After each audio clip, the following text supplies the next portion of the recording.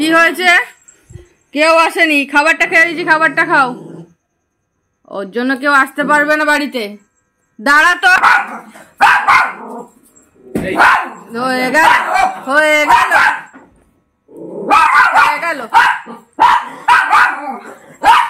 ওর জন্য কেউ আসবে না বাড়িতে, কেউ আসবে না বাড়িতে, ও একা থাকবে। শুধু দেখো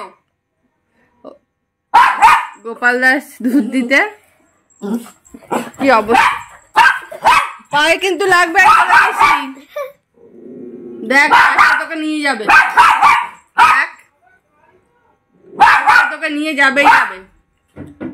এইবার আজকে নিয়ে যাবেই যাবে। এই নিয়ে গেল।